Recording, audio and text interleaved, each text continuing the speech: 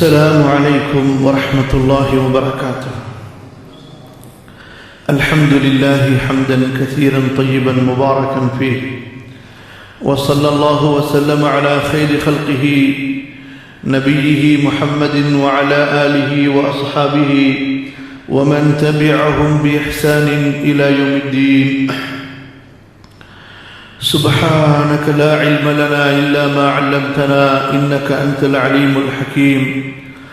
رب اشرح لي صدري ويسر لي أمري واحلل عقدة من لساني يفقه قولي. அல்லாஹ்வே, பயன் தரக்கூடிய கல்வியையும் உன்னை பயப்படக்கூடிய உள்ளத்தையும் உன் அச்சத்தால் அழக்கூடிய கண்களையும் உன்னிடத்திலே ஏற்றுக்கொள்ளப்பட்ட துஆக்களையும் வேண்டியவனாக ஆரம்பம் செய்கிறோம். அல்லாஹ் சுப்ஹானஹு வ தஆலா நமது ஈமானை பாதுகாத்து அருள்வானாக. எந்த இஸ்லாமை அல்லாஹு தஆலா வானவர்களுக்கு கொடுத்தானோ, நபிமார்களுக்கு கொடுத்தானோ, அந்த இஸ்லாமை முழுமையாக கோணல் இல்லாமல், சருகுதல் இல்லாமல், வழிகேடு இல்லாமல் பின்பற்றக்கூடிய நற்பாக்கியத்தை எனக்கும் உங்களுக்கும் நம் முஸ்லிம் மக்கள் அனைவருக்கும் தந்தருள்வானாக. ஆமீன். கண்ணியத்திற்குரிய சகோதரர்களே, ஸஹீஹுல் புகாரியிலிருந்து குர்ஆன் சுன்னாவை பற்றி பிடித்தல் என்ற அந்த பகுதியை நாம் படித்து வருகின்றோம். இமாம் புகாரி ரஹிமஹுல்லா அவர்கள் தனது ஸஹீஹிலே மார்க்க சட்டங்களையும் குர்ஆனின் விளக்கங்களையும் முந்திய நபிமார்களின் செய்திகளையும் ஹதீஸிலிருந்து பதிவு செய்து கொண்டு வருகின்ற மிகச் சரியான ஹதீஸ் நூலாகிய அந்த ஸஹீஹிலே இறுதியில் ஒரு பகுதியை அமைக்கிறார்கள்.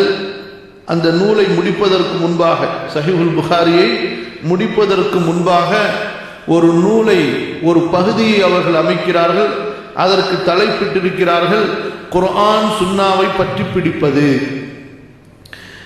ஏன் இப்படி ஒரு பகுதியை இமாம் புகாரி ரஹிமஹுல்லா அவர்கள் அமைக்க வேண்டும் என்பதற்குரிய ஒரு 4 அல்லது 5 காரணங்களை நாம் உங்களுக்கு நேற்றைய அமர்வின் தொடக்கத்திலே கூறினோம். இன்ஷா அல்லாஹ் வாய்ப்பு ஏற்படும் போது அதை இடையிடையே ஞாபகப்படுத்திக் கொண்டிருப்போம். இப்போது பாடத்திற்குள்ளே நாம் செல்வோம்.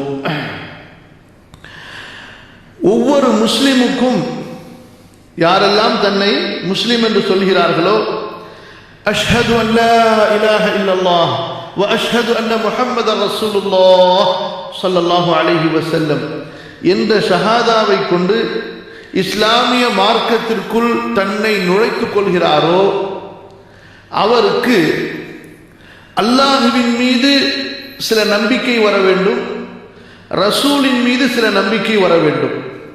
அப்படி வந்தால்தான் அவருடைய ஷஹாதா ஏற்றுக்கொள்ளப்படும்.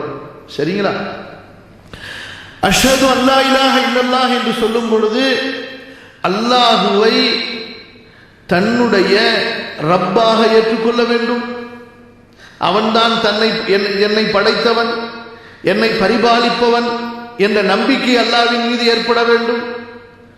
இரண்டாவது, அல்லாஹுவிற்கு அழகிய பண்புகள், அல்லாஹுவிற்கு அழகிய குணங்கள் இருக்கின்றன. அவனுக்கு தனித்துவம் மிக்க, வேறு ஓமை கூற முடியாத செயல்கள் இருக்கின்றன என்ற நம்பிக்கை வர வேண்டும். அல்லாஹுதான் நான் வணங்குவதற்கும் வழிபடுவதற்கும் தகுதியானவன் என்ற நம்பிக்கை வர வேண்டும். புரியுதுங்களா? அல்லாஹுவை நாம் ஏற்றுக்கொள்ளும் பொழுது, லா இலாஹ இல்லல்லாஹ் என்று ஷஹாதா சொல்லும் பொழுது நம்முடைய உள்ளத்திலே அல்லாஹ்வின் மீது இந்த நம்பிக்கை ஏற்பட வேண்டும். அல்லாஹ் எனது ரப்பு, என்னுடைய காலிக், அல்லாஹ் எனது மாலிக். அல்லாஹ்விற்கு அழகிய பண்புகள் இருக்கின்றன. அவன் தன்னை எப்படி வர்ணிக்கிறானோ அதற்கு அவன் தகுதியானவன். அல்லாஹ் தஆலா தான் என்னுடைய மஅபூத், எனது வணக்க வழிபாடுகளை எல்லாம் அவனுக்குத்தான் நான் பரிசுத்தமாக செய்ய வேண்டும் என்ற நம்பிக்கை அல்லாஹ்வின் மீது வைக்க வேண்டும். இது அடிப்படை நம்பிக்கை. அடுத்து இந்த நம்பிக்கையை தொடர்ந்து சில விளக்கங்கள் இருக்கின்றன. இந்த 3 நம்பிக்கை சரியாக இருக்குமே ஆனால் இன்ஷா அல்லாஹ் அடுத்துள்ள விஷயங்கள் எல்லாம் சரியாக வரும் அல்லாஹ்வின் தொடர்பாக.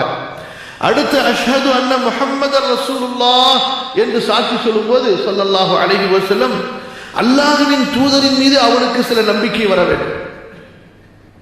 புரியுதுங்களா? முஹம்மது ஸல்லல்லாஹு அலைஹி வஸல்லம் அல்லாஹ்விடமிருந்து அனுப்பப்பட்ட உண்மையான தூதர் என்று சாட்சி சொல்லும் பொழுது அவர் தனது தூது செய்தியில் உண்மைதான் கூறுவார், பொய் கூற மாட்டார். கவனமாக கேளுங்க.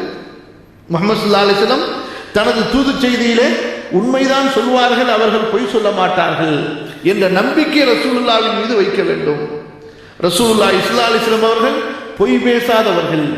அல்லாஹ்விடமிருந்து நமக்கு கொடுக்கப்படுகிற செய்தியை மறைக்காமல், கூடுதல் குறைவு இல்லாமல் அப்படியே எடுத்துச் சொல்பவர்கள் என்ற நம்பிக்கை ரசூலுல்லாஹ்வின் மீது வர வேண்டும்.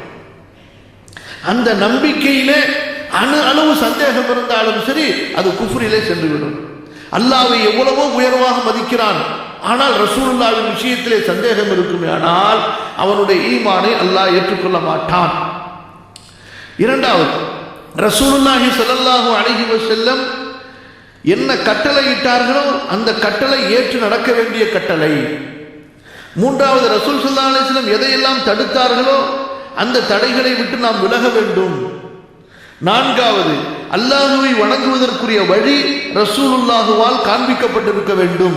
அவர்கள் காண்பிக்காத ஒரு வழியில் நாம் அல்லாஹ்வை வணங்கக்கூடாது. இந்த 4 விதமான நம்பிக்கை அஷ்ஹது அன்ன முஹம்மத ரசூலுல்லாஹ் என்று சொல்லும் போது ஒவ்வொரு முஸ்லிமுக்கும் இருக்க வேண்டும்.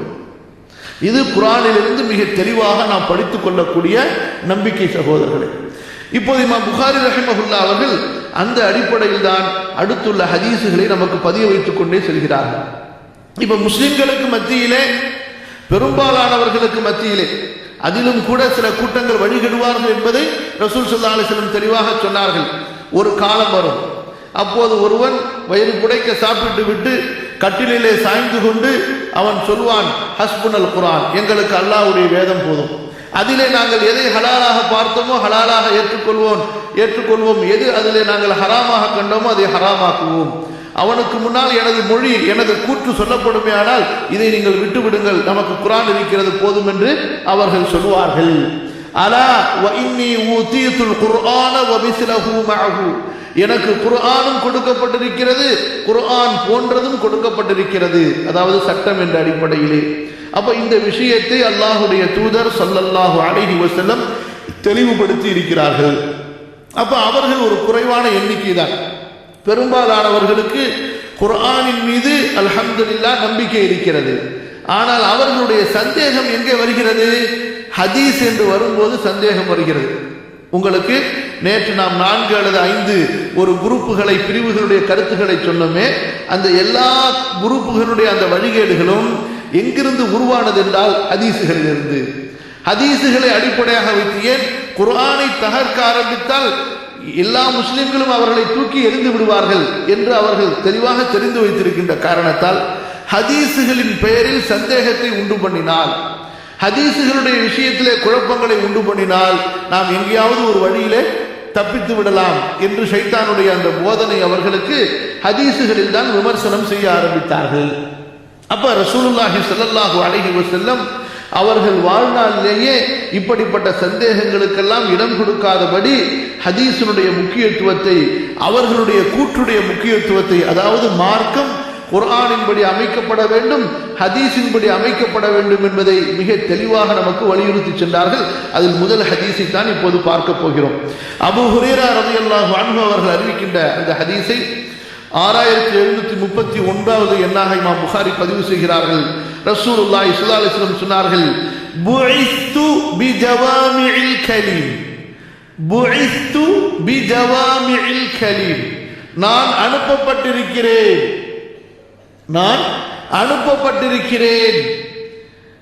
ஒரு நிறைவான கருத்தை சுருக்கமான வார்த்தையில் சொல்லக்கூடிய ஒரு தெளிவான விளக்கத்தை, ஞானத்தை கொடுக்கப்பட்டவனாக.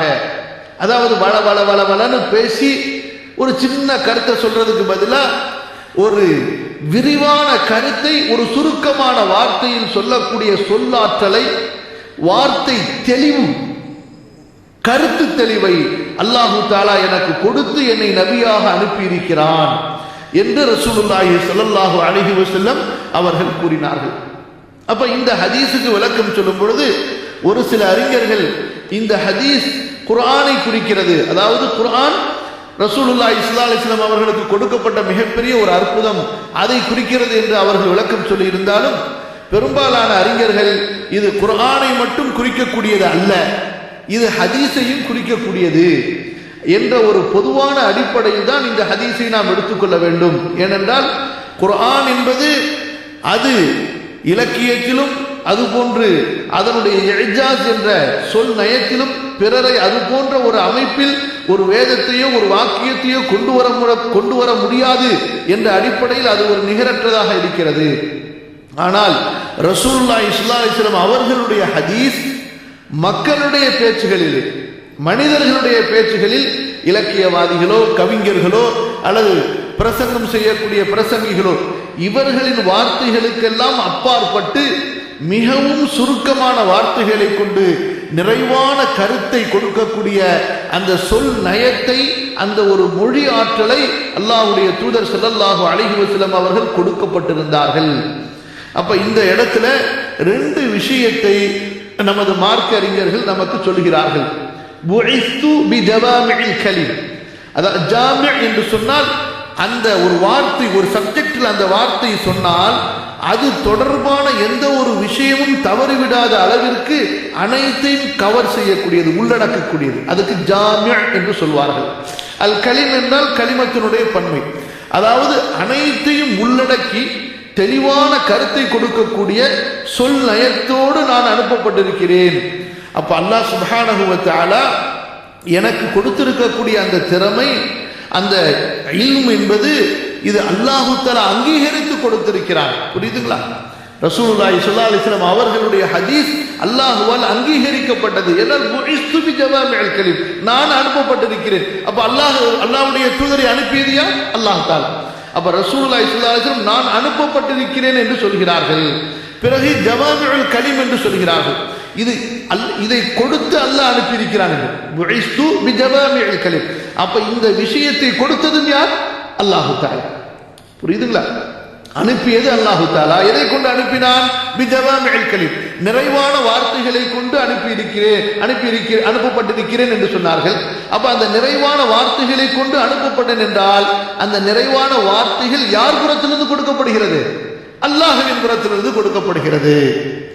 அப்ப நீங்க ஹதீஸுடைய கல்வியிலே கொஞ்சம் தொடர்பு வைக்கும் போது பார்க்கலாம், அறிவிப்பாளர்களுடைய வார்த்தைகளுக்கும் சஹாபாக்களுடைய வார்த்தைகளுக்கும் அடுத்து தாபிஈன்களுடைய வார்த்தைக்கும் இடையில் ரசூல் ஸல்லல்லாஹு அலைஹி வஸல்லம் அவர்களுடைய வார்த்தையை கொண்டு போய் நீங்கள் வைத்தீர்கள் என்றால் ஹதீஸை அப்படியே தனியாக கொண்டு வந்து விடலாம். எப்படி மற்ற வாக்கியங்களோடு குர்ஆனுடைய வாக்கியத்தை இணைத்து எழுதினாலும் குர்ஆனுடைய வாக்கியத்தை தனியாக கண்டுபிடிக்க முடியுமோ, அதுபோன்று மற்ற மனிதர்களுடைய வாக்கியங்களுக்கு இடையிலே ஒரு ஹதீஸ் எழுதப்பட்டாலும் ஹதீஸ் கலையோடு தொடர்பு இருக்கக்கூடியவர்கள் ஹதீஸை தனியாக பிரித்து விடலாம்.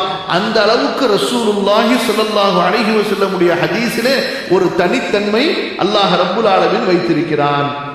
அப்ப எந்த ஒரு நிறைவான வார்த்தையை கொண்டு அல்லாஹ் ரப்புல் ஆலமீன் நமது நபியை அனுப்பி இருக்கிறானோ அந்த நிறைவான வார்த்தையை குர்ஆனுக்கு விளக்கமாக, ஷரியத்துக்கு விளக்கமாக நாம் எடுத்துக்கொள்ளவில்லை என்றால் மார்க்கத்தை நாம் நிறைவு செய்ய முடியாது, மார்க்கத்தில் நாம் நிறைவை அடைய முடியாது.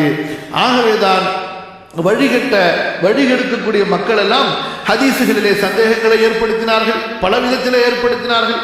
உதாரணத்திற்கு முத்தவாத்திர் என்ற ஹதீஸை மட்டும் ஏற்றுக்கொள்வோம், அதிகமான சஹாபாக்கள் அறிவிச்சா அதை நாங்கள் ஏற்றுக்கொள்வோம், ஒரு சில சஹாபாக்கள் அறிவிச்சா ஆகாது, அதுல சந்தேகம் வரலாம் என்று குழப்பினார்கள். ஒரு சில மக்கள் எப்படி குழப்பினார்கள்? குர்ஆன் சஹாபாக்கள் காலத்திலேயே ஒருங்கிணைக்கப்பட்டு விட்டது, ஆனால் ஹதீஸ் அதுக்கப்புறம் எத்தனையோ வருஷத்துக்கு பின்னாடி தான் தொகுக்கப்பட்டது என்று ஹதீஸுகளிலே சந்தேகத்தை கொண்டு வந்தார்களே, சந்தேகத்தை கிளப்பினார்களே. அதற்கு என்ன காரணம்? அவர்களுக்கு ஷரியத்தின் மீதுள்ள அவநம்பிக்கை, ஷரியத்தை தகர்க்க வேண்டும் என்ற எண்ணம், ஷரியத்திலே மனைச்சியை நுழைக்க வேண்டும் என்ற எண்ணம். எனவேதான் அவர்கள் ஹதீஸை மறுக்க நினைத்தார்கள், ஹதீஸிலே குழப்பத்தை உண்டு பண்ணினார்கள். புரியுதுங்களா? அப்ப இந்த விஷயத்தை இமாம் புகாரி ரஹிமஹுல்லாஹ் அவர்கள் நமக்கு மிக தெளிவாக எடுத்துச் சொல்கிறார்கள். புஇஸ்து பிஜவாமிஇல் கலிம், நான் ஒரு நிறைவான வாசகங்களை கொண்டு அனுப்பப்பட்டிருக்கிறேன் என்று ரசூல் ஸல்லல்லாஹு அலைஹி வஸல்லம் சொன்னதில் அல்லாஹ் ரசூலை அனுப்பியிருக்கிறான், குர்ஆனை கொண்டு மட்டுமல்ல, அந்த குர்ஆனை விவரித்து சொல்லக்கூடிய ஒரு நிறைவான அழகிய ஞானத்தை கொண்டும் அல்லாஹு தஆலா அவர்களை அனுப்பியிருக்கிறான். அந்த ஞானத்தோடு தான், அந்த நிறைவான வாக்கியங்களோடு தான் ஷரியத்தும் குர்ஆனும் அணுகப்பட வேண்டும். அதை நிராகரித்து விட்டு புறக்கணித்து விட்டு குர்ஆனையோ ஷரியத்தையோ அணுகும் போது அது ரசூலுல்லாஹுவை ஏற்றுக்கொண்டதாக ஆகாது, ரசூலுல்லாஹுவை ஏற்றுக்கொண்டதாக அங்கீகரித்ததாக ஆகாது. ஏன்? ரசூல் ஸல்லல்லாஹு அலைஹி வஸல்லம் சொல்கிறார்கள், நான் பிஜவாமிஇல் கலிமை கொண்டு அனுப்பப்பட்டிருக்கிறேன் என்று சொல்லும் பொழுது, அப்ப நீங்க ரசூலுல்லாஹ்வை ஏத்துப்போம் ஆனா அவங்க வார்த்தையை ஏத்துக்க மாட்டோம் என்று சொன்னால் அப்படி ஒரு நிலைப்பாடு கிடையாது. இப்படி ரசூலுல்லாஹ் ஓகே தான், நபியை நாங்க மறுக்கல, ஆனா ஹதீஸை மறுக்கிறோம் என்ற இரண்டு வித்தியாசமான நிலைப்பாடு இருக்க முடியாது. நபியை நீங்கள் ஏற்றுக்கொண்டால், நபி அல்லாஹ்வால் அனுப்பப்பட்டவர் என்பதை ஏற்றுக்கொண்டால், அவர்கள் சொன்ன ஹதீஸையும் ஏற்றுக்கொண்டே ஆக வேண்டும். இரண்டையும் தனியாக பிரித்து பார்க்க முடியாது. அதுதான் புஇஸ்து பிஜவாமிஇல் கலிம், நிறைவான ஒரு வாக்கியத்தை கொண்டு நான் அனுப்பப்பட்டிருக்கிறேன். அந்த நிறைவான வாக்கியம் குர்ஆனை விவரிக்கிறது, அந்த நிறைவான வாக்கியம் ஷரியத்தை விவரிக்கிறது, அந்த நிறைவான வாக்கியம் அல்லாஹ்வின் புறத்திலிருந்து உங்களுக்கு விளக்கமாக ஞானமாக கொடுக்கப்பட்டது.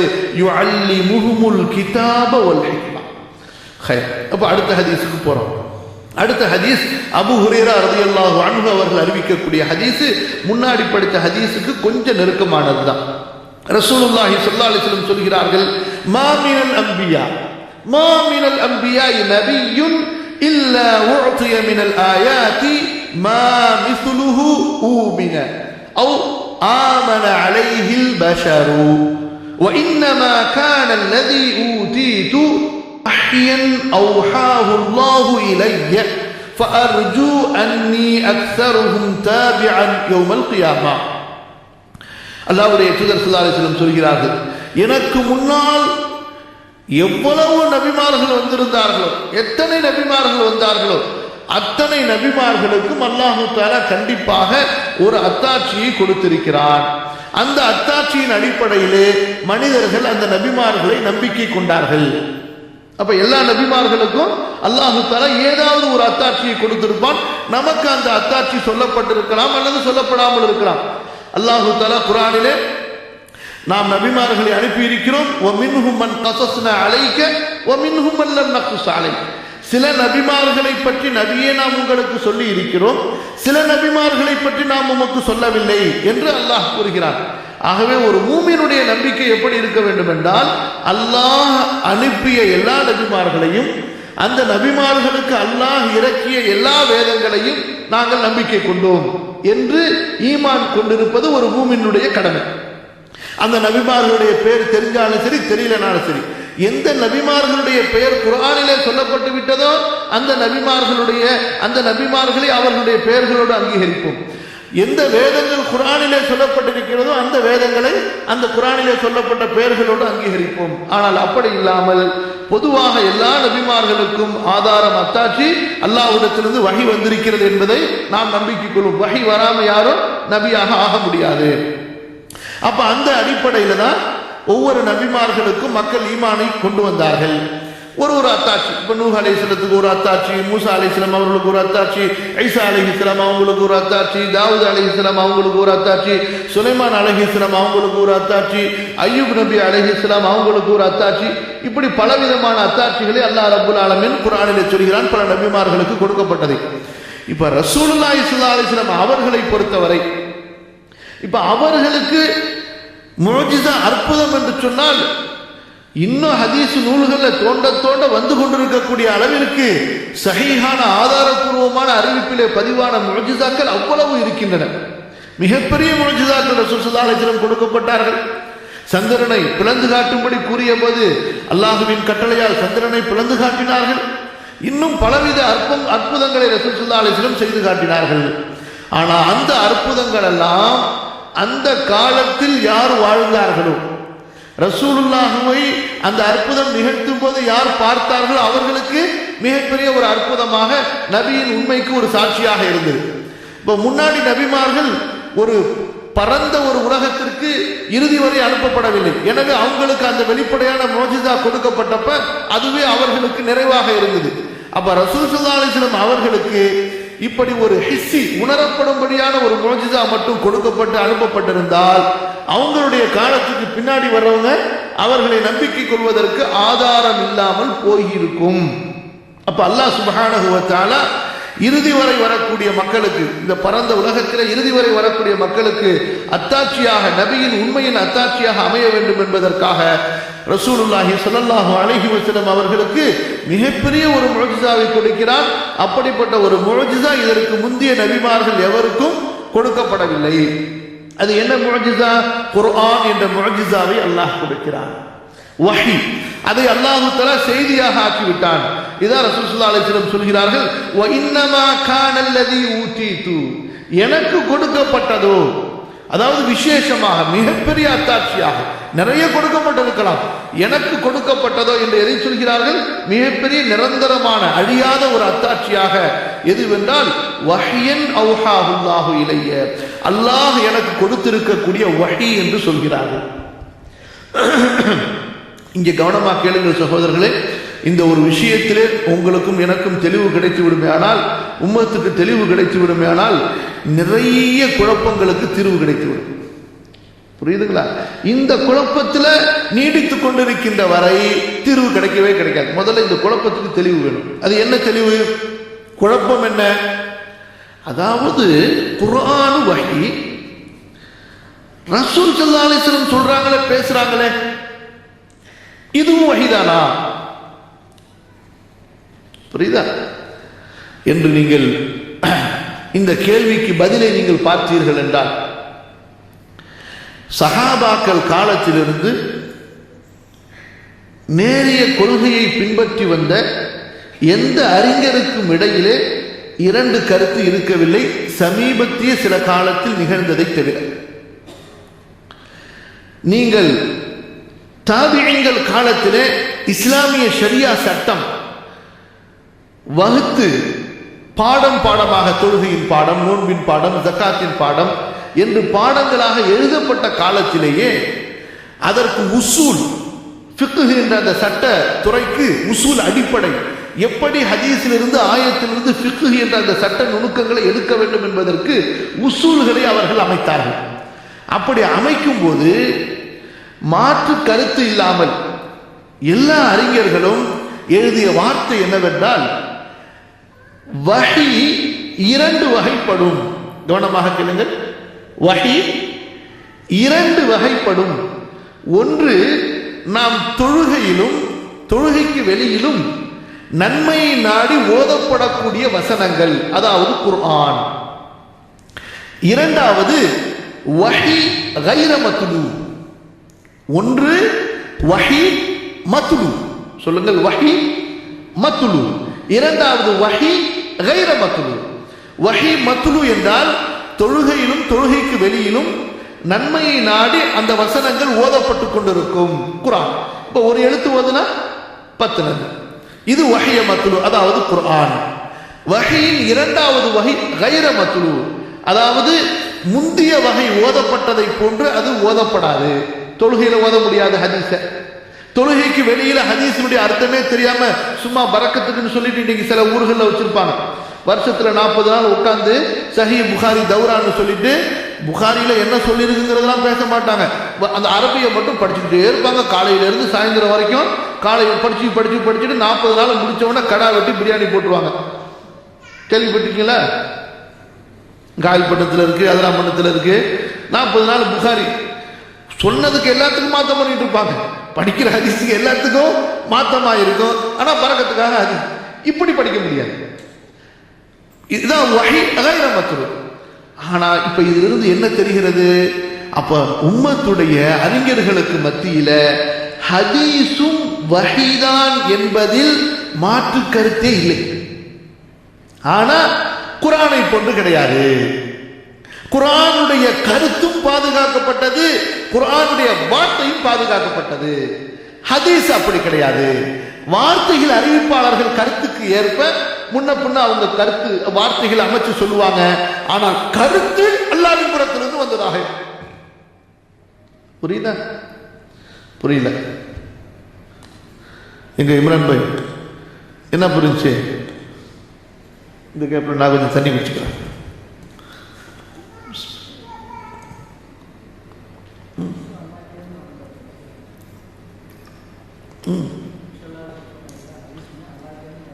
சஹீஹான ஹதீஸ்கள், அதனுடைய கருத்து அல்லாஹ்வின் புறத்திலிருந்து வஹீயாக இறக்கப்பட்டது. வார்த்தைகள் குர்ஆன் மாதிரி கிடையாது. அறிவிப்பாளர்கள் முன்ன பின்ன சொல்லுவாங்க. ஒரு தடவை ஒரு ஹதீஸை முழுசா சொல்லுவாங்க, ஒரு தடவை பாதி சொல்லுவாங்க, ஒரு தடவை அதிலிருந்து நடு வார்த்தையை மட்டும் எடுத்து சொல்லுவாங்க. புரியுதா? குர்ஆன் ஆயத்தில் அப்படி செய்ய முடியாது. ஒரு சூறானா ஒரு முழு சூறா. அப்ப இதுதான் உம்மத்துடைய அறிஞர்களுக்கு மத்தியில இருந்தது. அப்ப அதுக்கு பிறகு வேற சில கருத்து வேற்றுமைகள் வந்துச்சேன்னு சொன்னா அந்த வேற சில கருத்து வேற்றுமைகள் வேற விஷயம். ஆனா ஹதீஸும் வஹீதான் என்பதில் நேர்வழியை சார்ந்து இருக்கக்கூடிய அஹ்லுஸ் சுன்னா வல் ஜமாஅ என்பதை அந்த ஒரு அடிப்படையை சார்ந்து இருக்கக்கூடிய மக்களுக்கு மத்தியில மாற்று கருத்தே கிடையாது. அப்ப பின்னாடி சில சமீப காலத்துல தான் அந்த முஸ்தஷ்ரிகூன் யூத கிறிஸ்தவர்களுடைய ஒரு கூட்டம் முஸ்லிம்களுக்கு மத்தியில ஹதீஸுகள்ல சந்தேகத்தை உண்டு பண்ணணும் என்ற அடிப்படையில ஒரு 200 வருஷத்துக்கு முன்னாடியோ அல்லது ஒரு 170 வருஷத்துக்கு முன்னாடியோ தோன்றிய ஒரு கூட்டம் ஏறக்குறைய 60,000 புத்தகங்களை இன்னைக்கு வரைக்கும் எழுதியிருக்கிறாங்க. அதுல ஒரு தொகுப்பே அவங்க எதுக்கு ஒதுக்கி இருக்கிறாங்கன்னு சொன்னா, முஸ்லிம்களிடத்தில் ஹதீஸுகளில் சந்தேகத்தை உண்டாக்க வேண்டும். அப்படி அந்த சந்தேகத்துல முதல் சந்தேகம் அவங்க என்ன வைக்கிறாங்கன்னு சொன்னா, ஹதீஸுங்கிறது 200 வருஷத்துக்கு பின்னாடி தொகுக்கப்பட்டதுதான், 200 வருஷத்துக்கு பின்னாடி தொகுக்கப்பட்டதுதான். அப்போ ரொம்ப பெரிய குழப்பம்லாம் வந்திருக்கும், மற்றவங்க எல்லாம் ஏதாவது உள்ளார நுழைச்சிருக்கலாம் என்ற ஒரு பெரிய சந்தேகத்தை கொண்டு வந்து போட்டு ஒட்டுமொத்த உம்மத்தின் மூத்த உம்மத்துகள் யாரு, தாபிஈன்கள், தபஅ தாபிஈன், அவங்களுடைய நினைவாற்றல், அவங்களுடைய அந்த மார்க்கத்தை பாதுகாக்கின்ற அந்த தக்வாலேயே அடிபட்டு அல்லாஹ் பாதுகாக்க. இது ஒரு நியாயமான வாதம் கிடையாது. 100 வருஷத்துக்கு பின்னாடி எழுதப்படட்டும், 150 வருஷத்துக்கு பிறகு எழுதப்படட்டும், 200 வருஷத்துக்கு பின்னாடி எழுதப்படட்டும், அதற்கு முன்னால் சரியாக உள்ளங்களிலே பாதுகாக்கப்பட்டிருந்ததா இல்லையா, அதான் பேச்சு. புரியுதுங்களா இல்லையா? மார்க்கத்தை பேணக்கூடிய நம்ப தகுந்த ஒரு சமுதாயம் இஸ்லாமிலே ரசூலுல்லாஹ்வுடைய காலத்துக்கு பிறகு வாழ்ந்தாங்களா, இல்லைன்னா எல்லாருமே மார்க்கமே இல்லாத அளவுக்கு எல்லாருமே வழிகட்டு போயிட்டாங்களா? அப்படி வழிகட்டு போயிருந்தாங்கன்னா நேர்வழியை நீங்க எங்க இருந்து கொண்டு வந்தீங்க? புரியுதா? அப்ப இது ஒரு நீதமான ஒரு வாதம் கிடையாது. இரண்டாவது, அவர்கள் சொல்வதை போன்றும் கிடையாது. ஹதீஸுகள் ரசூல் ஸல்லல்லாஹு அலைஹி வஸல்லம் ஆரம்ப காலத்தில் எழுத வேணான்னு தடுத்திருந்தவங்க பின்னாடி எழுத அனுமதி கொடுத்தாங்க. அடுத்து உமர் ரலியல்லாஹு அன்ஹு அவர்களுடைய காலத்துக்கு அந்த இறுதி காலத்திலேயே சஹாபாக்களும் தாபிஈன்களும் அங்கங்க அவர்களுக்கு கிடைத்த ஹதீஸுகளை தொகுத்து எழுத ஆரம்பித்து விட்டார்கள். ஏன்? முன்னாடி பயம் என்ன இருந்துச்சு? எழுதி வச்சா எழுதப்பட்ட குர்ஆனோடு கலந்து வித்தியாசம் தெரியாம மக்கள் குழம்பிடுவாங்களோ என்ற பயம் இருந்துச்சு. அபூபக்கர் ரலியல்லாஹு அன்ஹு அவங்களுடைய காலத்தில் அந்த பயம் சொல்லுங்க போயிருச்சு. ஏன்? அபூபக்கர் ரலியல்லாஹு அன்ஹு அவங்களுடைய காலத்துல குர்ஆன் முழுமையாக தொகுக்கப்பட்டு அது தனியாக ஆக்கப்பட்டு விட்டது. அதுக்கு பிறகு ஹதீஸுகளை எழுதுறதுல சஹாபாக்களும் தடுக்கல, தாபீன்களும் தடுக்கல, மாறாக எழுத கட்டளையிட்டார்கள், எழுதினார்கள். அப்ப ரசூல் ஸல்லல்லாஹு அலைஹி வஸல்லம் அவர்கள் பேசியது வஹீதான் என்ற ஈமான் நமக்கு இருக்க வேண்டும். அதுதான் நம்ம பாட ஆரம்பிக்கும் பொழுது 4 நம்பிக்கை ரசூலுல்லாஹ்வின் மீது இருக்க வேண்டும் என்று சொன்னதுல முதல் நம்பிக்கை என்ன?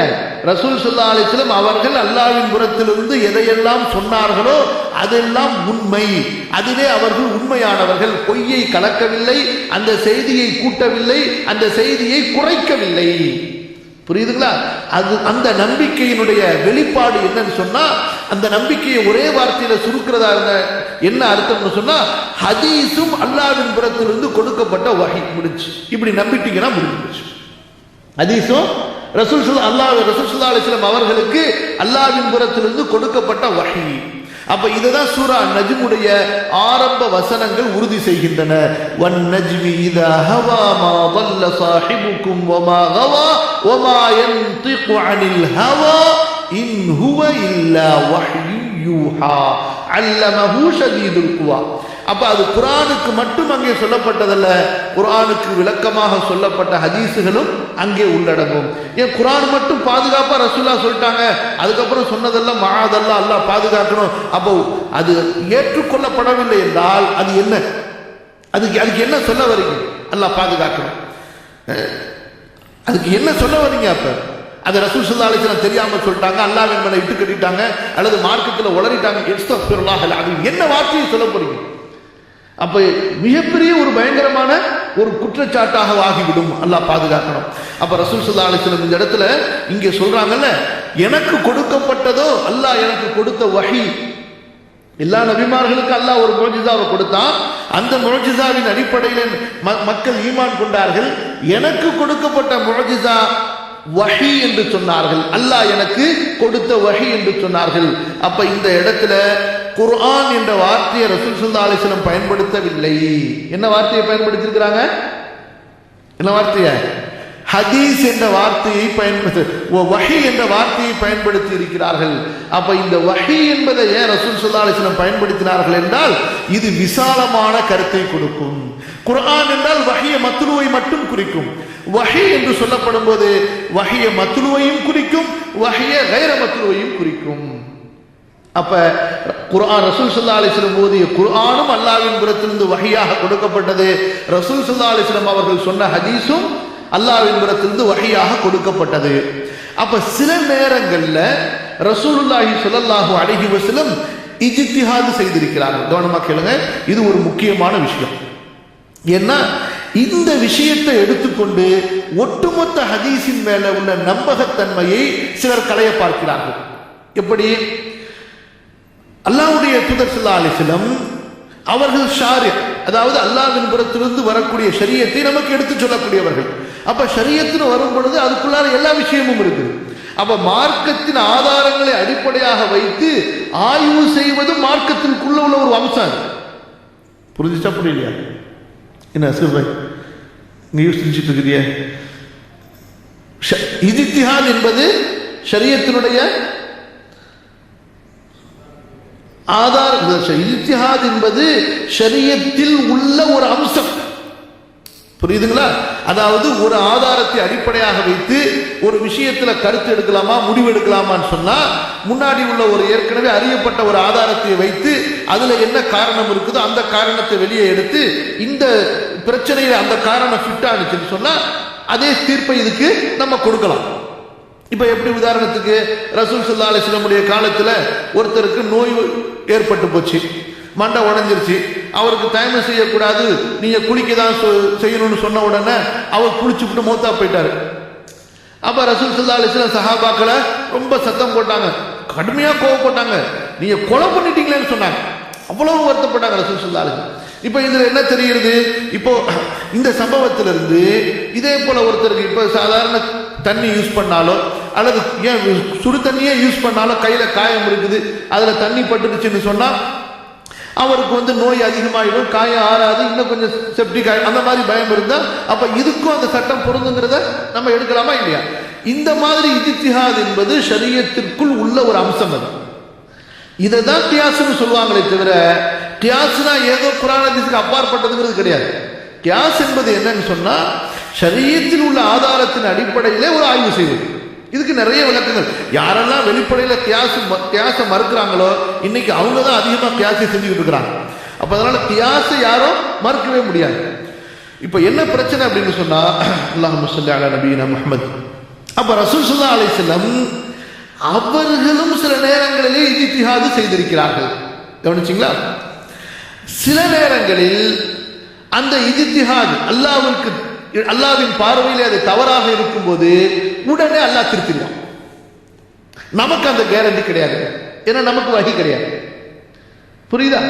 அப்ப ரசூல் ஸல்லல்லாஹு அலைஹி வஸல்லம் அவர்கள் விஷயத்தை கவுலா சொல்லிக்கிட்டு இருக்கிறாங்க. அப்ப நம்ம ரசூல் ஸல்லல்லாஹு அலைஹி வஸல்லம் உடைய ஹதீஸை நம்ம எடுத்துக்கொண்டே வரோம். சில நேரங்களில் சில கவுலுகளை அல்லது சில செயல்களை ரசூல் ஸல்லல்லாஹு அலைஹி வஸல்லம் செஞ்சாங்க, அது இஜ்திஹாதின் அடிப்படையிலே. அப்ப அல்லாஹ்வின் புறத்திலிருந்து இப்ப ரெண்டு விதமான நிலைப்பாடு இருக்கும், ஹாலத் இருக்கும். ஒண்ணு, அல்லாஹ் அதை அங்கீகரிச்சிருவான். கவனமா கேளுங்க. அல்லாஹ் அங்கீகரிச்சுட்டான் என்பதற்கு என்ன அடையாளம் அப்படின்னு சொன்னா, அதுக்கு மறுப்பு குர்ஆன்லயும் இருக்காது, ஹதீஸ்லயும் இருக்காது. அல்லாஹ் அங்கீகரிச்சுட்டான்னு அர்த்தம். புரியுதா? அதுக்கு மறுப்பு குர்ஆன்லயோ அல்லது ஹதீஸ்லயோ ரசூல் ஸல்லல்லாஹு அலைஹி வஸல்லம் சொல்லிட்டாங்க, நான் முன்னாடி இப்படி சொன்னேன் ஆனா அது கிடையாது இப்படித்தான் என்று ஹதீஸ்லயோ மறுப்பு வந்துருச்சுன்னா அல்லது சில நேரங்களில் குர்ஆன்லயே நேரடியா மறுப்ப அல்லாஹ் இறக்கியதாக ரசூல் ஸல்லல்லாஹு அலைஹி வஸல்லம் ஓதி காண்பிச்சிருவாங்க. அப்ப என்ன அர்த்தம்? அந்த இஜ்திஹாத் ரசூல் ஸல்லல்லாஹு அலைஹி வஸல்லம் உடைய இஜ்திஹாத் அல்லாஹ்வால் ஏற்றுக்கொள்ளப்படவில்லை, அல்லாஹ் திருத்திட்டான் நபியை. உதாரணத்துக்கு பத்ர் கைதிகளை உரிமையிடலாமா அல்லது கொல்லலாமா அப்படின்னு ரசூல் ஸல்லல்லாஹு அலைஹி வஸல்லம் அவங்க ஆலோசனை செஞ்சப்ப இது என்ன ஆலோசனை? இது ஒரு இஜ்திஹாத். புரியுதா? தபூக் போர்ல வராத அந்த முனாஃபிக்குகளுக்கு மன்னிப்பு கொடுக்கிறதா இல்லையா? ரசூல் ஸல்லல்லாஹு அலைஹி வஸல்லம் இடத்துல மன்னிப்பு கேட்டு வந்த உடனேயே அல்லாஹ் பொதுவா மன்னிக்க சொல்லியிருக்கிறான், இவங்களையும் மன்னிப்போமே என்ற அந்த பொதுவான வசனத்தின் அடிப்படையில் ரசூல் ஸல்லல்லாஹு அலைஹி வஸல்லம் மன்னிச்சுக்கிட்டே இருந்தாங்க.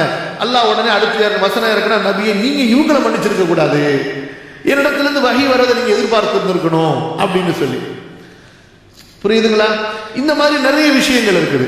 அப்ப ரசூல் ஸல்லல்லாஹு அலைஹி வஸல்லம் அவர்கள் இப்போ உதாரணத்திற்கு அவங்களே மறுத்த விஷயம்னு பார்த்தீங்கன்னு சொன்னா இதுதான் முக்கியமான விஷயம். இதை வச்சு தான் பொதுவாக எல்லா ஹதீஸ் மேலேயும் சந்தேகத்தை கொண்டு வராங்க. ரசூல் ஸல்லல்லாஹு அலைஹி வஸல்லம் மதீனாவுக்கு வந்தப்ப அன்சாரிகள் விவசாயிகளா இருந்தாங்க. அப்ப பேரித்த மரங்களை ஆண் மரம் பெண் மரத்தை சேர்த்து அவங்க கட்டி அவங்க அந்த கனிகளை அதிகமா உற்பத்தி செஞ்சுக்கிட்டு இருந்தாங்க. ரசூல் ஸல்லல்லாஹு அலைஹி வஸல்லம் அவங்க மக்கால இருந்து வந்தாங்க, விவசாயம் அவங்களுக்கு தெரியாது, வியாபாரியா இருந்தவங்க.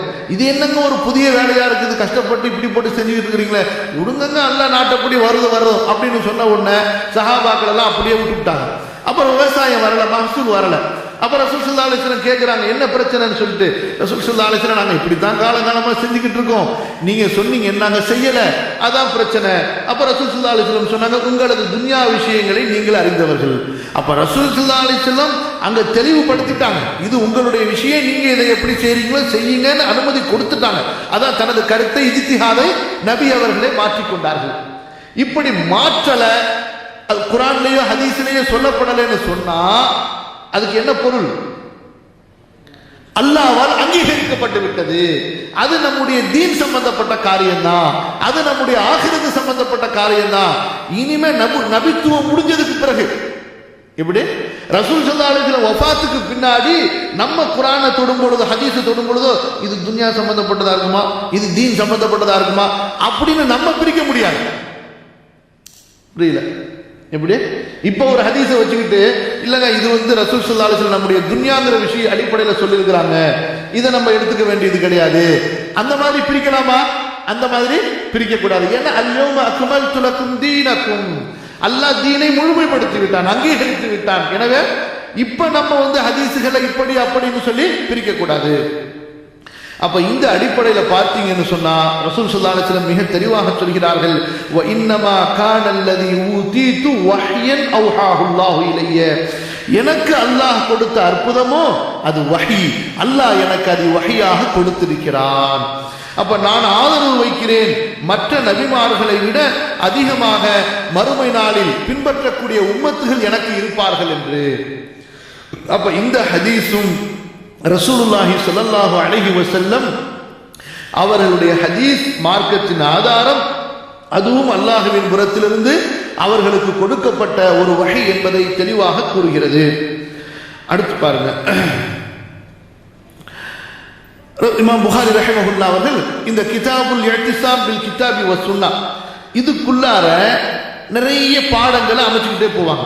அந்த ஹதீஸுகளுக்கு ஏற்பவும் நம்ம எதை கடைபிடிக்க வேண்டும் என்ற அந்த அடிப்படைக்கு ஏற்பவும் தலைப்புகளை மாற்றிக்கொண்டே போவாங்க, கருத்து ஒன்றா தான் இருக்கும். அப்ப அந்த அடிப்படையில் இப்போ இந்த பாடத்துக்கு பாபுல் இக்திதா பி சுனனி ரசூலில்லாஹி ஸல்லல்லாஹு அலைஹி வஸல்லம், ரசூலுல்லாஹ்வுடைய சுன்னத்துகளை பின்பற்றுவது என்று பாடம் அமைக்கிறாங்க. கவனமா கேளுங்க, பாடத்தின் தலைப்பு என்ன? ரசூலுல்லாஹ்வுடைய சுன்னத்துகளை பின்பற்றுவது. இப்ப இக்திதா என்ற வார்த்தையை அவர்கள் கொண்டு வருகிறார்கள். அப்ப ஒவ்வொரு முஸ்லிமை பொறுத்த வரைக்கும் அல்லாஹ்வை கொண்டு அவன் திருப்தி அடைய வேண்டும், தன்னுடைய ரப்பாக, தன்னுடைய இலாகாக. ரசூலை கொண்டு அவன் திருப்தி அடைய வேண்டும், தன்னுடைய ரசூலாக. இஸ்லாமை கொண்டு அவன் திருப்தி அடைய வேண்டும், இஸ்லாமை தன்னுடைய தீனாக. அப்ப ரசூலுல்லாஹி ஸல்லல்லாஹு அலைஹி வஸல்லம் அவங்களுடைய அந்த தீனை, இஸ்லாமை பின்பற்றுவது என்றால் வெறும் ரசூலை பின்பற்றுவது மட்டுமல்ல, அந்த சட்டத்தை திருப்தி கொண்ட நிலையிலே பின்பற்றுவது. வேண்டாம் விரும்பல பின்பற்றினாலும் நன்மை கிடைக்காது. எப்படி? தொழுகைக்கு வரும் பொழுது அல்லது எந்த ஒரு சுன்னத்தை நீங்க செஞ்சாலும் சரிதான், அந்த சுன்னத்தை எப்படி செய்ய வேண்டும்?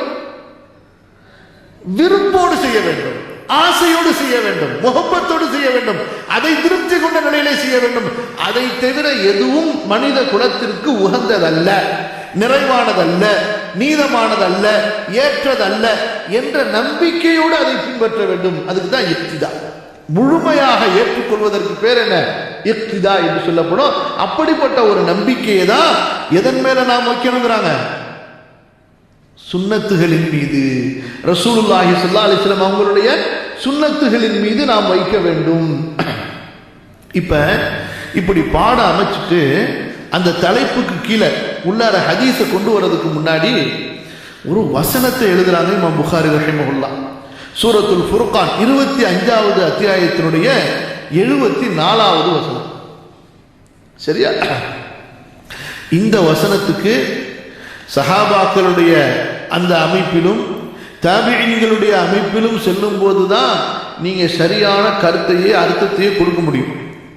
இல்லைனா குர்ஆன் வசனத்துக்கு அர்த்தம் கொடுக்க முடியாம போயிடும். என்ன வசனம்?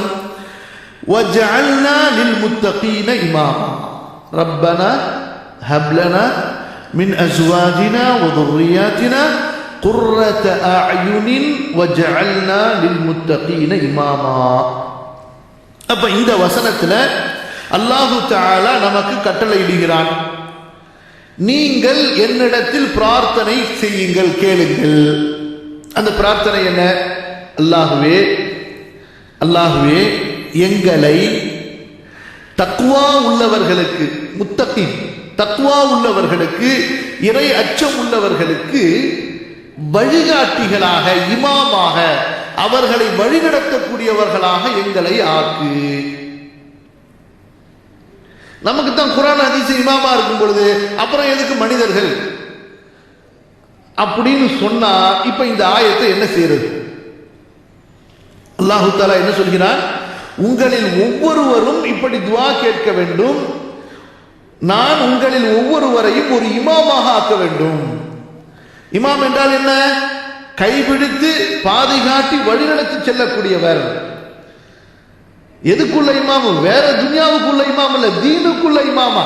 ஏன் அல்லாஹ் சொல்வது லில் முத்தகீன, தக்வாவுடையவர்களுக்கு, தக்வாவை காட்டுவதற்கு, தீனை காட்டுவதற்கு, அல்லாஹ்வின் பக்கம் சேர்ப்பிக்கக்கூடிய தக்வாவுடைய பாதையை காட்டுவதற்குரிய இமாம்களாக யா அல்லாஹ் எங்கள் அனைவரையும் ஆக்கி வை அப்படின்னு சொன்னா, உம்மத்துல ஒவ்வொருவரும் இமாம்னா ஒவ்வொரு மதுஹபா அப்படி ஆகிறது. அப்ப ஒவ்வொருவரும் இமாம்னு சொன்னா அப்புறம் எதுக்கு குர்ஆன் ஹதீஸ் இப்படி விளக்குறது? இல்லை. இந்த ஆயத்துக்கு பாருங்க, இதுக்கு தான் கண்ணியத்திற்குரியவர்களே அரபி மொழியை தெளிவாக தெரிந்திருக்க வேண்டும். அது என்ன அர்த்தத்திலே வசனத்திலே பிரயோகிக்கப்பட்டிருக்கிறது என்பதை தெளிவாக புரிய வேண்டும். அப்ப இந்த கருத்துக்கு இமாம் புகாரி ரஹிமஹுல்லாஹ் இந்த வசனத்திற்கு விளக்கம் எழுதுகிறார்கள். பாருங்கள், அயிம்மதன் நக்ததி பிமன் கப்லனா வயக்ததி பினா மன் பஅதனா. முதல்ல இதுக்கு சுருக்கமா நான் அர்த்தம் சொல்லிடுறேன், அப்புறம் விரிவா உங்களுக்கு சொல்லும்போது புரியும். அயிம்மதன் நக்ததி பிமன் கப்லனா வயக்ததி பினா மன் பஅதனா. அல்லாஹ்வே எங்களை நீ இமாம்களாக ஆக்கு, நாங்கள் எங்களுக்கு முன் சென்றவர்களை பின்பற்றுவோம், எங்களுக்கு பின்னால் வருபவர்கள் எங்களை பின்பற்றுவார்கள்.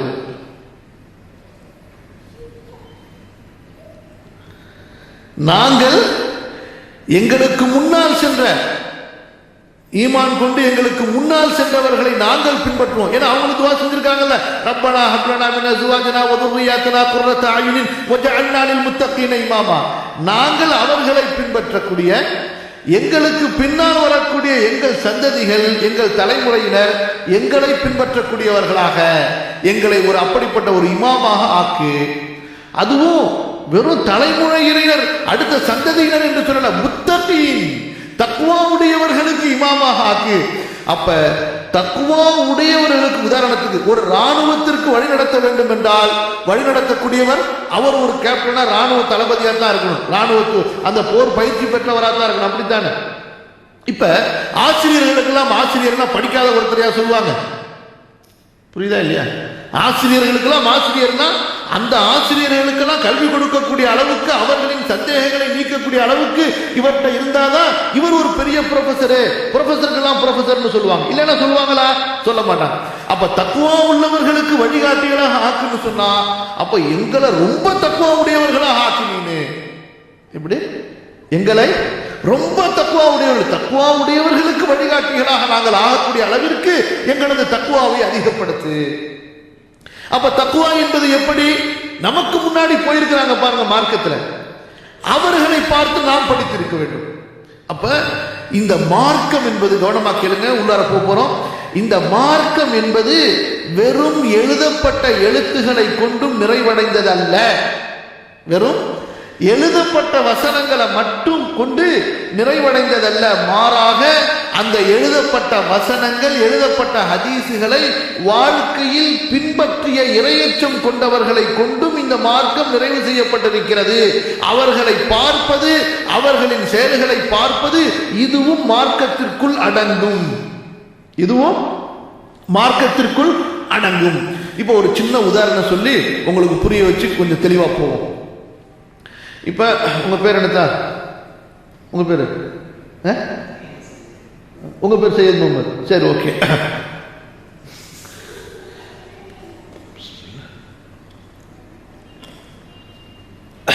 இப்ப அல்லாஹ் தஆலா உங்களுக்கு ஒரு குழந்தைய கொடுக்குறான்.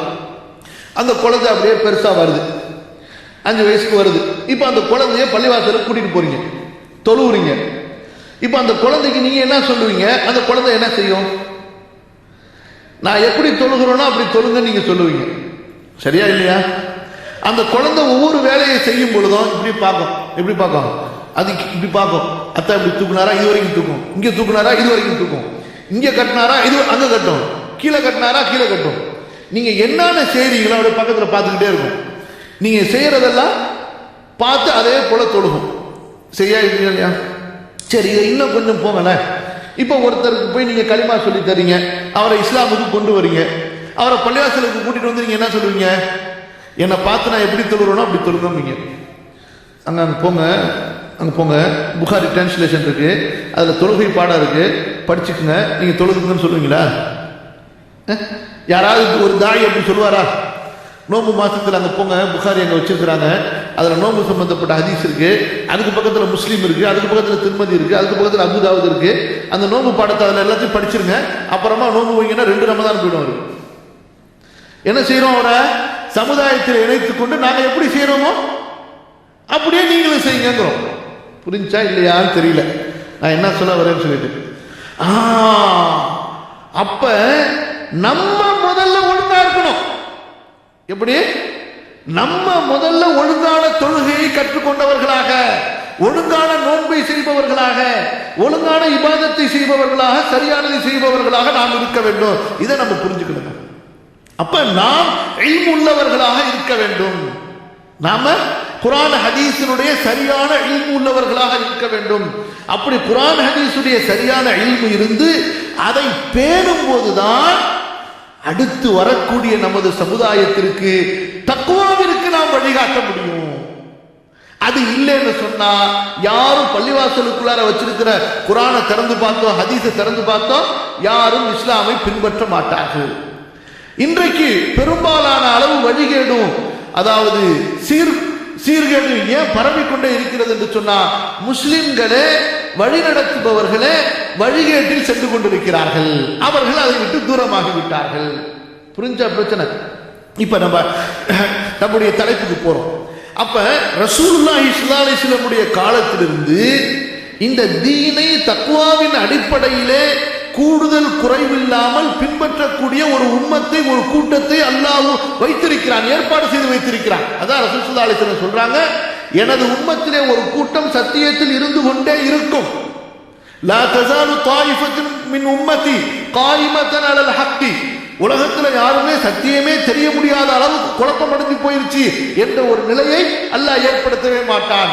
அவங்களுடைய வேலை என்னவாக இருக்கும் என்றால், இந்த மார்க்கத்தில் யாரெல்லாம் அதிகப்படுத்துறாங்களோ அல்லது இந்த மார்க்கத்தை யாரெல்லாம் குழப்புறாங்களோ அவர்களுடைய குழப்பங்களை நீக்கிக் கொண்டே இருப்பார்கள்.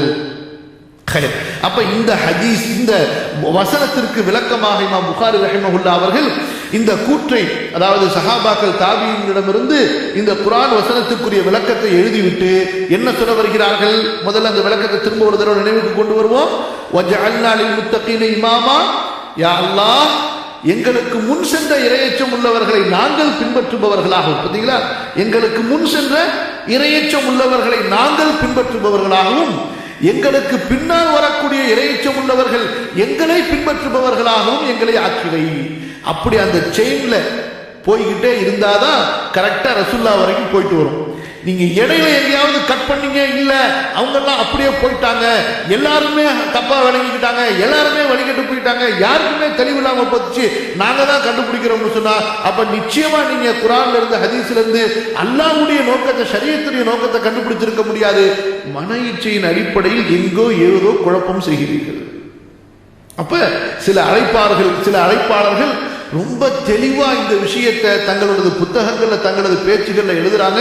பல குர்ஆனுடைய வசனங்களை எழுதும் போதும், பல ஹதீசுகளை எழுதும் போதும் ஏனோ தெரியவில்லை, இஸ்லாமின் ஆரம்ப காலத்திலிருந்து, சஹாபாக்கள் காலம்னு நேரடியாக சொல்றதுக்கு ஒரு பயந்துகிட்டு அல்லது அச்ச உணர்வுல, ஏனோ தெரியவில்லை, ஆரம்ப காலத்திலிருந்தே இந்த வசனத்திற்கு தவறாகவே அர்த்தம் சொல்லப்பட்டு விட்டது. ஏனோ தெரியவில்லை, ஆரம்ப இந்த ஹதீஸ் தவறாக புரிந்து கொள்ளப்பட்டது. அதுவும் எப்படி?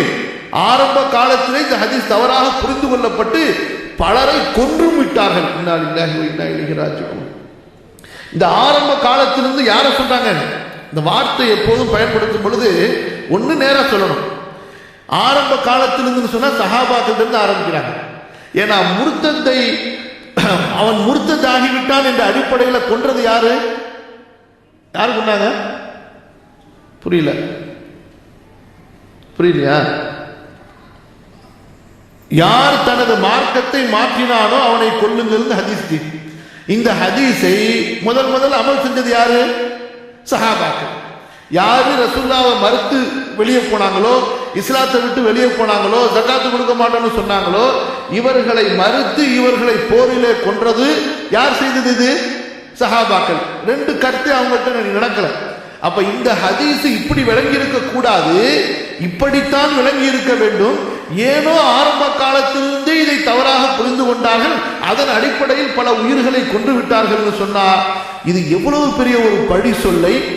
மார்க்கத்தை புரிவதிலே அவர்களெல்லாம் தோற்றுவிட்டார்கள், வழி தவறிவிட்டார்கள், நம்ம தான் பின்னாடி சரியா புரிஞ்சுக்கிறோம்னு சொல்ல வரக்கூடிய அந்த இல்சாம் என்று சொல்வார்கள், அந்த ஒரு கூற்று இருக்கிறது, மிகப்பெரிய ஒரு பழிச்சொல்.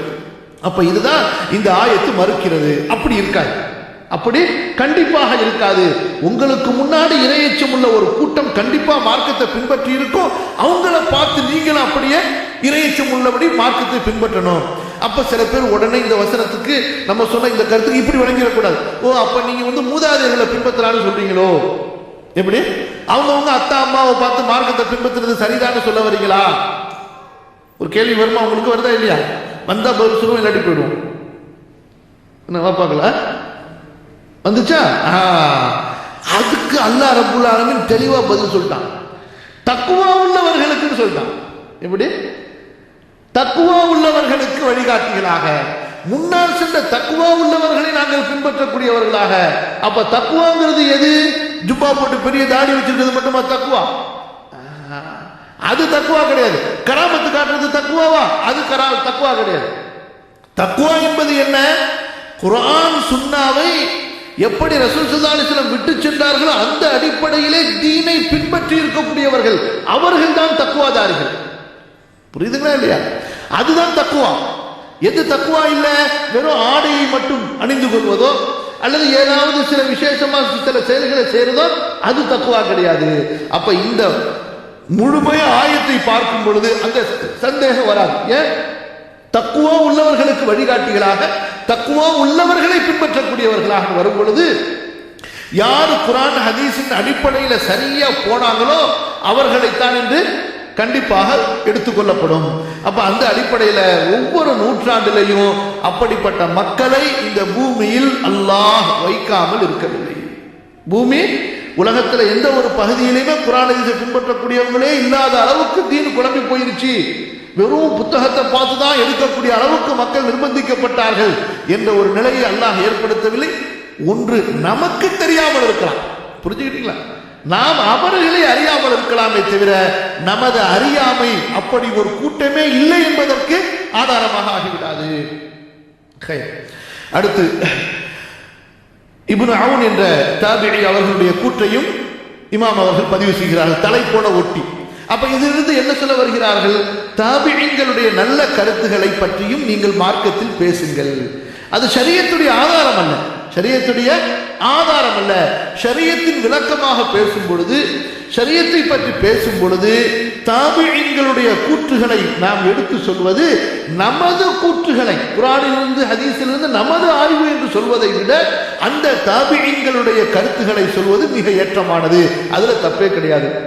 இப்ப சில பேர் என்ன சொல்றாங்க, ஹதீஸ்னு உள்ள வார்த்தையை தவிரங்க சஹாபி சொன்னாலும் சரி தாபி சொன்னாலும் சரி எடுத்து மொத்தமா தூக்கி குப்பையிலே போட்டுருங்கிறாங்க. இது எவ்வளவு பெரிய ஒரு மிகப்பெரிய ஒரு வழிகேட்டை உண்டாக்கக்கூடியது. தப்சீர் இப்னு கசீரை தூக்கி குப்பையில போடுங்க, இப்படியே சொல்றாங்க. தப்சீர் இப்னு கசீரை தூக்கி குப்பையில போடுங்க, தப்சீர் தபரியை தூக்கி குப்பையில போடுங்க, இருக்கிற அத்தனை தப்சீரையும் தூக்கி குப்பையில போடுங்க, இருக்கிற அத்தனை ஃபிக்ஹ் கிதாபை தூக்கி குப்பையில போடுங்க, அத்தனை லுகா கிதாப். அரபின்னு சொன்னா அதுக்கு ஒரு டிக்ஷனரி இருக்கா இல்லையா?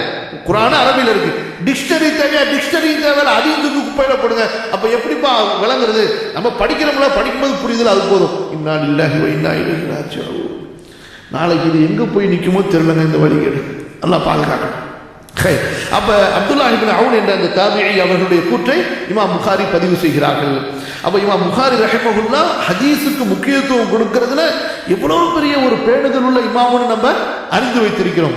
அவர்களே ஒரு ஹதீஸுக்கு விளக்கம் சொல்லும் பொழுது குர்ஆன் சுன்னாவை பற்றி பிடிப்பது என்ற ஒரு பாடத்துல ஒரு தாபிஈயுடைய கவுலை சொல்லை, ஒரு சஹாபியுடைய கவுலை பதிவு செய்து கொண்டு அதற்கு வலு சேர்த்து கொண்டு வருகிறார்கள். புரியுதுங்களா? சொல்கிறார்கள் இப்னு அவுன் ரஹிமஹுல்லாஹ், ஸலாசுன் உஹிப்புஹுன்ன லிநஃப்ஸி வலிஇஹ்வானி. நான் 3 விஷயங்களை எனக்கும் விரும்புகிறேன், என் சகோதரர்களுக்கும் விரும்புகிறேன். நான் 3 விஷயங்களை எனக்கும் விரும்புகிறேன், என் நண்பர்களுக்கும் விரும்புகிறேன். ஹாதிஹி சுன்னah அன் யதஅல்லமூஹா வ யஸ்அலூ அன்ஹா.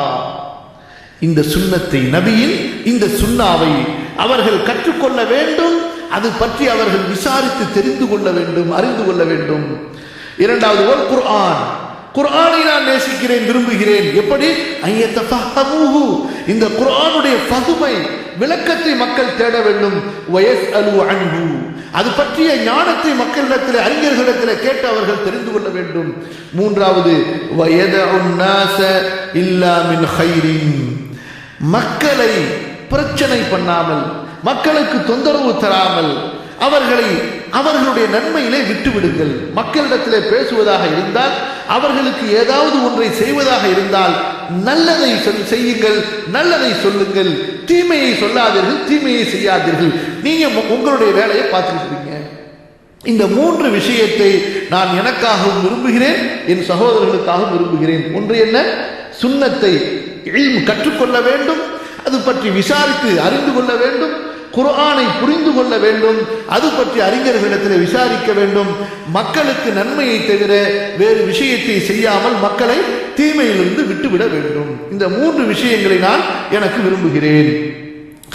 அப்ப இது எல்லாத்தையும் பாடத்துல கொண்டு வந்துட்டு ரசூலுல்லாஹி ஸல்லல்லாஹு அலைஹி வஸல்லம் அவர்களுடைய சுன்னத்தை பற்றி பிடிப்பது என்ற இந்த பாடத்துல இதை எல்லாத்தையும் கொண்டு வந்துட்டு கடைசியில ஒரு ஹதீஸை பதிவு செய்யறாங்க. பாருங்க, அந்த ஹதீஸை சொல்லி இன்ஷா அல்லாஹ் முடிப்போம். அந்த ஹதீஸ் என்னன்னு சொன்னா, ஷைபா என்ற தோழர் அறிவிக்கின்றார். இவங்க யார் அப்படின்னு சொன்னா, அந்த அப்துத்தாருங்கிற பரம்பரையை சேர்ந்து காபத்துல்லாவை நிர்வகிப்பதற்கு, பரிபாலிப்பதற்கு ஒரு உரிமை கொடுத்தாங்க பாருங்க ரசூல் ஸல்லல்லாஹு அலைஹி வஸல்லம். உஸ்மான் இப்னு ஷைபான் சொல்லி வேற யாரும் சாவி அவங்கள்ட்ட இருந்து வாங்கக்கூடாதுன்னு சொல்லிட்டு அவருடைய மகனார் தான் இவர். இவர் அதே போல காபத்துல்லாவை பராமரிக்கக்கூடிய அந்த பொறுப்பை வகித்துக் கொண்டிருந்தார். உமர் ரலியல்லாஹு அன்ஹு அவங்களுடைய ஆட்சி காலத்துல ஒரு தடவை மக்காவுக்கு வந்த போது ஷைபா காபத்துல்லாவுடைய வாசல்ல உட்கார்ந்துருப்பார், ஒரு சேரை போட்டு உட்கார்ந்துருப்பார். ஏன்னா எப்போ ஹாஜிகள் வர்றது போறதெல்லாம் கவனிக்கிறதுக்கு அவங்களுடைய வேலைகள்லாம் சரியா செய்யப்படுதான்னு கவனிக்கிறது. அப்போ உமர் ரலியல்லாஹு அன்ஹு அவங்களும் பக்கத்தில் போய் உட்கார்ந்தாங்க. அப்போ உமர் ரலியல்லாஹு அன்ஹு அந்த ஷைபா இடத்துல சொல்றாங்க, எனக்கு ஒரு திட்டம் இருக்கு. என்ன திட்டம்னு சொன்னா, காபத்துல்லாக்கு உள்ளார போய் தோண்டி ஐயாமுல் ஜாகிலியால அதுக்குள்ளார புதைச்சு வச்சிருக்கிறாங்கல்ல, தங்கம் வெள்ளி மற்ற சாமான்கள் எல்லாம் போட்டு புதைச்சாங்கல்ல, அதெல்லாத்தையும் எடுத்து முஸ்லிம்களுக்கு பங்கு வச்சு கொடுத்துலான்னு நினைக்கிறேன் அப்படின்னு அவங்க சொல்ல. அப்ப அந்த ஷைபா சொல்றாரு, மா அன்த பிஃபாயிலின், உமரே உன்னால் அதை செய்யவே முடியாது அப்படிங்கிறாப்ல. நீ அதை செய்யவும் முடியாது செய்யவும் கூடாதுன்னு சொல்லிட்டு அமீருல் முஃமினீன் உமர், இவர் ஒரு சின்ன சஹாபி, உமர் எவ்வளவு பெரிய சஹாபி. உமர் பாருங்க, எடுத்த உடனே அவர் இப்படி சொன்னதற்கு அவங்க அடுத்து கோபமா கேட்கல. ஏன்னா ஏதோ ஒரு விஷயத்துலதான் இவ்வளவு உறுதியா அவர் சொல்றாருன்னு சொல்லிட்டு லிம அப்படின்னு ஒரே ஒரு கேள்விதாங்க கேட்கிறாங்க, ஏன் அப்படின்னு கேட்கிறாங்க.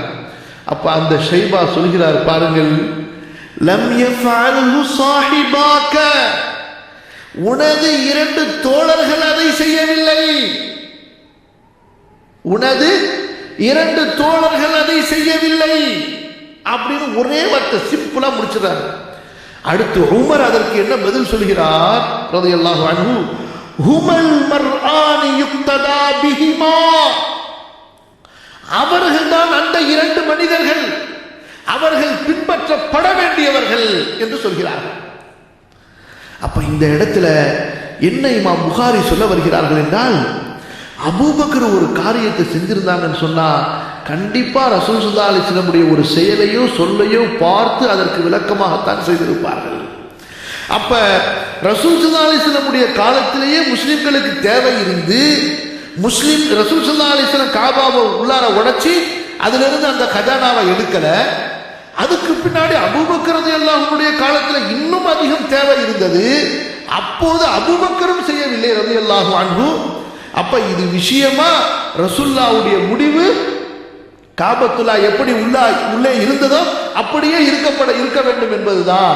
அது அரசர்கள் தேவைக்கேற்ப உள்ளார தோன்றது உள்ளார புதைக்கிறது அதெல்லாம் செய்யக்கூடாது என்பதை அபூபக்கர் ரலியல்லாஹு அன்ஹு அவர்களுடைய செயலை வைத்து உறுதி செய்கிறார்கள். புரியுதுங்களா? இல்ல, அதற்கு பிறகு ரசூலுல்லாஹ் செய்யல அபூபக்கர் செய்யலன்னு சொன்னப்ப உமர் ரலியல்லாஹு அன்ஹுவுடைய நிலைப்பாடு என்ன? அப்படியே பணிந்து விடுகிறார்கள். ஆம், அவர்கள் தான் பின்பற்றப்பட வேண்டியவர்கள். ஏதாவது விளக்கம் சொன்னாங்களா நம்மள மாதிரி? அது ரசூலுல்லாஹ்க்கு ஒருவேளை அந்த பக்கம் சிந்தனை போயிருக்காது. அது அபூபக்கர் ரலியல்லாஹு அன்ஹு ரொம்ப பிஸியா இருந்தாங்க, அவங்களுக்கு இந்த அளவுக்கு வாய்ப்பு கிடைக்கல. இப்ப நம்ம தான், நமக்கு நிறைய நேரம் இருக்குது, சும்மா தானே உட்கார்ந்துருக்கோம், தோண்டி எடுப்போம். இந்த மாதிரியான தஅவீல் எல்லாம் செய்யவே இல்லை. அப்படிப்பட்ட தஅவீலுக்கு போகவும் இல்லை. ஒரே வார்த்தை தான், ரசூலுல்லாஹ் செய்யல ஸல்லல்லாஹு அலைஹி வஸல்லம், அபூபக்கர் செய்யல ரலியல்லாஹு அன்ஹு, முடிச்சு அதுக்கப்புறம் நமக்கு செய்யறதுக்கு அனுமதி. அப்ப ரசூலுல்லாஹி ஸல்லல்லாஹு அலைஹி வஸல்லம் அவர்களுக்கு அடுத்து தீனை புரிவதில் அபூபக்கருடைய செயலையும் சஹாபாக்கள் துணை நாடினார்கள். காரணம் என்னவென்றால், ஒருவேளை அபூபக்கர் ரலியல்லாஹு அன்ஹு ரசூலுல்லாஹ்வோடு நெருக்கமாக இருந்தார்கள் என்ற அடிப்படையில் கண்டிப்பாக ஒரு விஷயத்தை அவர்கள் கேட்டிருக்கலாம், பார்த்திருக்கலாம், செய்திருக்கலாம். நிறைய ஆதாரம் இருக்குது. ரசூல் ஸல்லல்லாஹு அலைஹி வஸல்லத்தை எங்க போய் அடக்கம் பண்றதுல சஹாபாக்களுக்கு பிரச்சனை. யார் தீர்த்து வைத்தார்கள்? அபூபக்கர் ரலியல்லாஹு அன்ஹு ஒரே வார்த்தை சொன்னாங்க, ரசூல் ஸல்லல்லாஹு அலைஹி வஸல்லம் சொல்ல நான் கேட்டிருக்கிறேன், நபிமார்கள் எங்கே மரணித்தார்களோ அங்கேதான் அடக்கம் செய்யப்பட வேண்டும் என்று. எல்லாம் முடிஞ்சு. சரி, இப்ப ஆடையை கழட்டி குளிப்பாட்டுறதா, வேற ஆடையை போத்தி குளிப்பாட்டுறதா, எப்படி குளிப்பாட்டுறது? சொன்னார்கள், நபிமார்களின் ஆடை களையப்படாது. முடிஞ்சு, பதில் முடிஞ்சு. இந்த பக்கம் ஹிலாஃபத்துடைய பிரச்சனை, யாரை ஹலீஃபா வாக்குறதுன்னு சொல்லி அன்சாரிகள்லையா முஹாஜிர்களையா? அபூபக்கர் ஒரே வார்த்தை சொன்னாங்க, ரசூல் ஸல்லல்லாஹு அலைஹி வஸல்லம் அவர்கள் சொன்னார்கள், அல் அய்மத்து மின் குரைஷ், இமாம் ஹலீஃபா குரைஷிகள் இருக்கணும்னு சொல்லி முடிஞ்சு பிரச்சனை. அப்ப ரசூலுல்லாஹி ஸல்லல்லாஹு அலைஹி வஸல்லம் உடைய தோழர்கள் அபூபக்கருக்கு தீனிலே முக்கியத்துவம் கொடுத்தார்கள். இதுக்கு பின்னாடி சில ஹதீஸுகளும் இருக்கிறது, இன்ஷா அல்லாஹ் நாளைக்கு பார்ப்போம். அப்ப இந்த இடத்துல இமாம் புகாரி ரஹிமஹுல்லாஹ் அவர்கள் மிக தெளிவாக நமக்கு சொல்கிறார்கள். ஏன் பாடத்தின் தலைப்பு வைக்கும் போது என்ன சொல்றாங்க? ரசூலுல்லாஹ்வுடைய சுன்னத்துகளை பின்பற்றுவதற்கு தலைப்பு வச்சுட்டு உள்ளார வரும் பொழுது உமர் ரலியல்லாஹு அன்ஹு அவர்களுடைய கூற்றை வைக்கிறார்கள். அந்த கூற்றுல எப்படி வருது? ஹுமல் மர்ஆனி யுக்ததா பிஹிமா, ஆம் அவர்கள்தான் அந்த ரெண்டு மனிதர்கள் பின்பற்றப்பட வேண்டியவர்கள். தலைப்புல எப்படி வருது? ரசூலுல்லாஹ் வருது. ஹதீஸ் சம்பவத்துக்குள்ளார எப்படி வருது? ரசூலுல்லாஹ்வும் அபூபக்கரும் சேர்ந்து வர்றாங்க. அப்ப இதிலிருந்து என்ன சொல்ல வருகிறார்கள்? சஹாபாக்களிடமிருந்து, அதிலும் குறிப்பாக அபூபக்கர், உமர், உஸ்மான், அலி போன்ற குலஃபாக்களிடமிருந்து தீனை பிரித்து பார்க்க முடியாது. அப்படி பிரித்து விளங்க நினைத்தால் குழப்பம் ஏற்பட்டுவிடும். சுன்னத்தை பின்பற்றுவது என்பது சஹாபாக்களின் கூற்றை ஏற்பதற்கு தடையாக ஆகாது. சஹாபாக்களின் கூற்றுகளை ஏற்பது சுன்னத்தை பின்பற்றுவதற்கு முரண்பட்டதாக ஆகாது. புரிஞ்சா இல்லையா? புரியல? என்ன புரிஞ்சு? இம்ரான் பாய் என்ன புரிஞ்சு? அதாங்க கடைசியில் சொன்னீங்களா அந்த ரெண்டு பேரும், அதான் நினைவு இல்லைப்பா. சஹாபாக்களை பின்பற்றுவது சுன்னாவை பின்பற்றுவதற்கு முரணாக ஆகாது. புரியுதுங்களா? சுன்னத்தை பின்பற்றுவது என்பது சஹாபாக்களின் கூற்றுகளை ஏற்பதற்கு தடையாக ஆகாது. அல்லாஹ் சுப்ஹானஹு வ தஆலா தீனை நமக்கு புரிய வைப்பானாக. மன இச்சைகளிலிருந்தும் குழப்பங்களிலிருந்தும் தவறான முரண்பாடான சிந்தனைகளிலிருந்து செயல்களிலிருந்து கொள்கைகளிலிருந்து அல்லாஹ் சுப்ஹானஹு வ தஆலா என்னையும் உங்களையும் பாதுகாத்து அருள்வானாக. நேரான வழியிலே நிலைத்திருக்க செய்து நேரான வழியிலேயே அல்லாஹ் ரப்புல் ஆலமீன் நமது மரணத்தை ஏற்படுத்துவானாக. அஸ்தக்ஃபிருல்லாஹல் அஸீம் லீ வ லக்கும் ஃபஸ்தக்ஃபிரூஹு இன்னஹு ஹுவல் கஃபூருர் ரஹீம். அஸ்ஸலாமு அலைக்கும் வ ரஹ்மத்துல்லாஹ்.